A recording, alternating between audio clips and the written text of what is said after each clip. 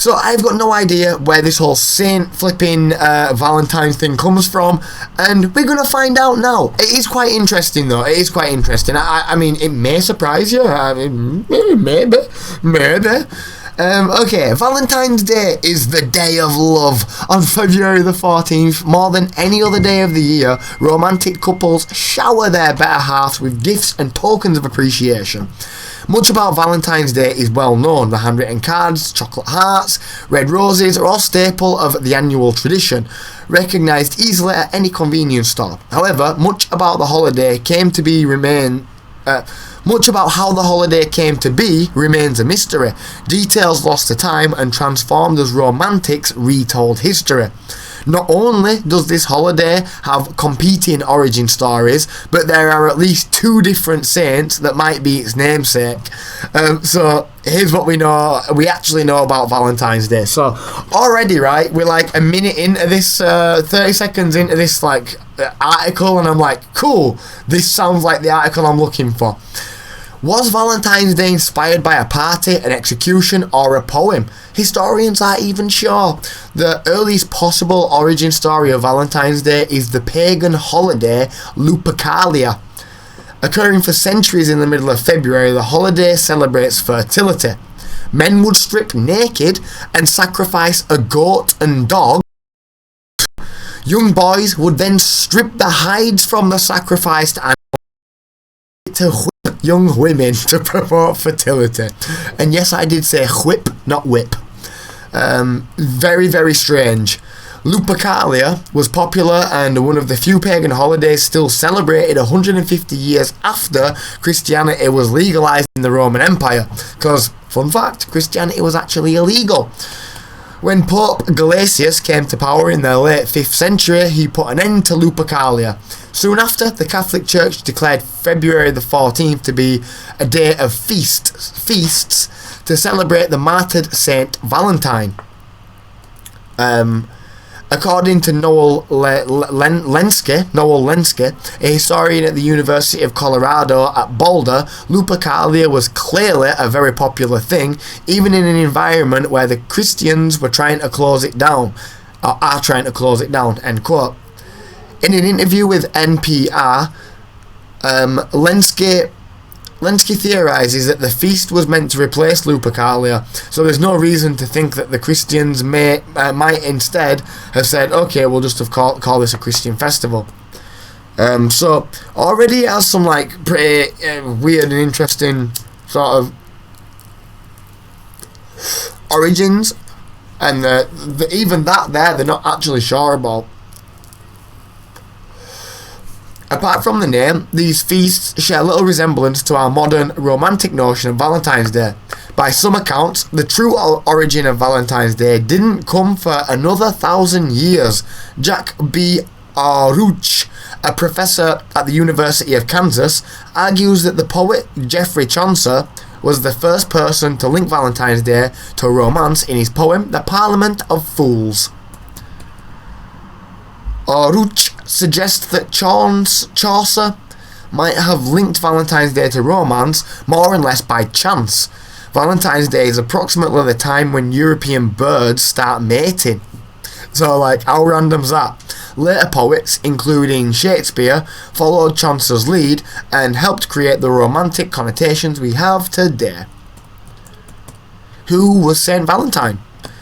By some estimations, there are over 10,800 saints. I don't know why that was so difficult. Of which there are more than 30 Valentines and even a few Valentinas. 2 Valentines stand out as a likely candidate for the namesake saint, but neither dealt with matters of the heart. So isn't that interesting, right? Literally what it is saying there is that there's more than 30 Saint Valentines and even a few Valentinas, and 2 of those Saint Valentines are a likely candidate for Saint Valentine, Valentine should I say, not Valentine. I'm saying it weird, why? And yeah, neither of them actually, bothered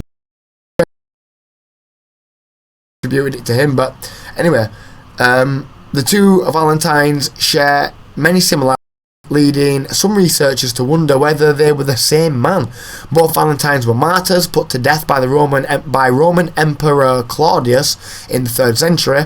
Both men were also said to have died on February the 14th, although years apart. Interesting.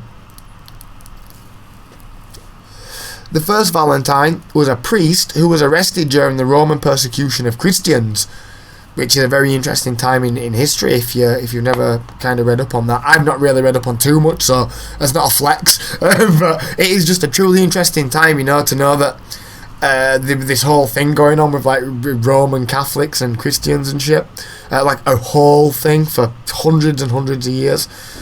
Which is why I am not a religious person, but I absolutely understand the importance of religion, because like this shit has really governed things for a long time, man.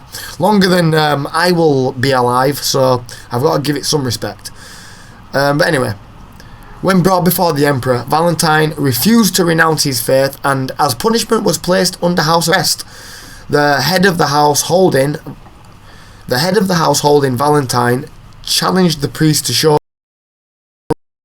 Soon restored sight to a young blind girl, was converted. Once word of the miracle and conversion, Emperor Valentine was executed. Holy shit, dude!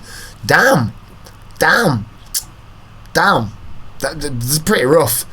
The second priest, the Bishop Valentine of Tournai, was also a miracle worker, known for his ability to heal physical disabilities. A scholar sent for the bishop to heal his only son, who could not speak or straighten his body. After a night of prayer, the bishop healed the boy, and the family, along with visiting scholars, converted to Christianity. Wow. And the family, along with visiting scholars, converted to Christianity.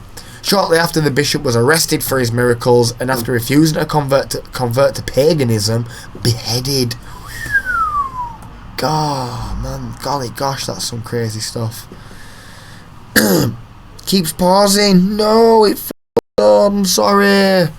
Why does it do this? Oh god, it's really giving it some. I'm so sorry about the signal gone. There's only a couple more paragraphs. I'm just going to really quickly try and get through this. I'm really sorry about the signal though. I don't know why my Wi-Fi has been so pathetic tonight. First Valentine's Day, it's to 1415, when the Duke of Orleans sent a card to his wife while he was a prisoner in the Tower of London. In the United States, Valentine's Day cards didn't gain popularity until the Revolutionary War, when people took up a habit of writing handwritten notes to their sweethearts. It was only in the early 1900s that cards were mass-produced for the holiday. Interesting. Okay, that's pretty much just saying again, global popularity. Interesting. Valentine. Thank you for listening. I appreciate that. Any questions?